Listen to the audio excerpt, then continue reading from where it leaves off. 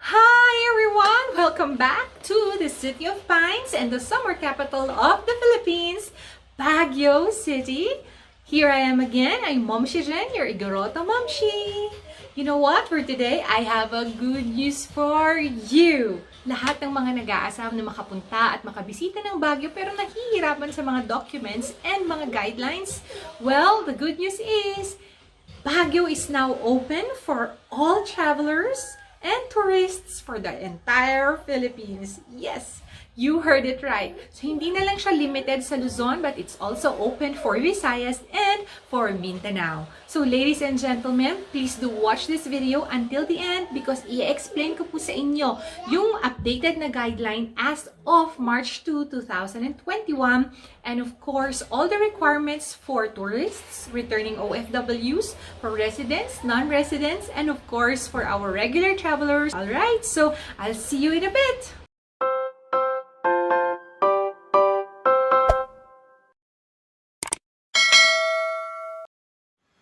So here is the updated guidelines effective March 2, 2021, which is subject to revisions whenever necessary for a responsible visit to Baguio City.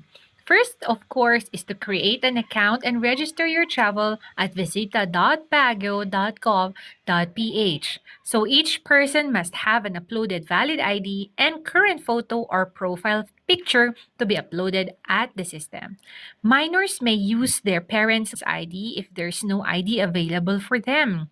And entering travelers on official business, medical purposes, returning residents, employees or workers, and students shall register at hdf.baguio.gov.ph. And I will be explaining and reading that guideline afterwards. As soon as the QTP is emailed to your account, you may now come here and visit Baguio City. Upon arrival to Baguio, you have to proceed to the triage for health declaration validation. Checkpoint border officers shall provide escort assistance to the triage. Present your QTP to triage officers for updating of travel status. And the good news is, no more COVID-19 tests required. And you heard it right. You don't need to undergo any testing with COVID-19 anymore. But some private tourist establishments and public transport provider may still require tests before entry or boarding. Please verify with the respective offices. So you have to call the destinations and offices that you're visiting first before you proceed to Baguio, to be sure. And the last procedure is to follow existing minimum health and safety protocols and city ordinances while in the City of Pines. Number one is, of course, to wash and sanitize your hands, mandatory wearing of face mask, mandatory wearing of face shield, and of course, maintain physical social distancing. And you have to follow traffic number coding schemes, of course, no smoke and no littering definitely. So these are the guidelines for visiting tourists here in the summer capital of the Philippines, Baguio City. Now let's proceed with the guidelines for non-tourists or non-leisure travelers. So there are different travel classifications with documentary requirements, triage assignment, and of course, where to fill in your health declaration. So for non-resident government APORs on official travel, all you need to have is travel order and employment ID. For the non-resident private APORs on official travel, ang kailangan po natin is travel order, proof of employment or business, or employment ID, professional ID, or work-related business documents. Upon arrival in Baguio, you have to go to the triage 2. And if health worker naman po, you have to proceed to triage 1. For government and private sector APORs who reside or work in Baguio City, traveling daily or weekly on home to work and vice versa routes, kailangan lang po dito is valid government-issued ID or certificate issued by the barangay of residence or proof of employment and current residence. And of course, the second requirement is employment ID. Kailangan pong pumunta sa triage 1. For travelers for non-emergency medical purposes, ang kailangan po is valid government-issued ID as proof of residence, and of course, proof of confirmed medical appointment. Sa travelers with medical emergency naman, yung mga pasyente and their indispensable companions seeking emergency medical aid in Baguio shall be afforded unhampered passage into the city. Kailangan nyo lang dumiretso sa health facility or clinic. Next is for the resident non-APORs returning to the city from personal leisure or non-work related travels in other localities. So you need valid government ID or barangay certificate as proof of residence, and you need to proceed to triage 1.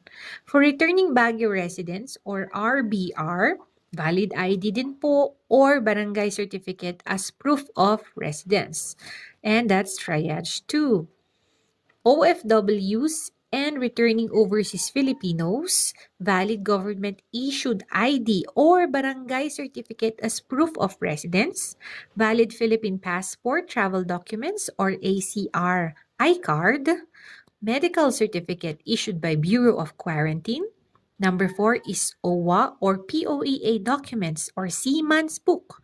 And the fifth requirement is negative results of most recent RT-PCR test conducted upon arrival in the Philippines. And you proceed to triage 2. For drop-and-go travelers and passing through only travelers, all you need to have is your government-issued ID and you proceed to triage 1. So these are the requirements for non-leisure or non-tourist travelers. And all you need to do is just register to hdf.baguio.gov.ph.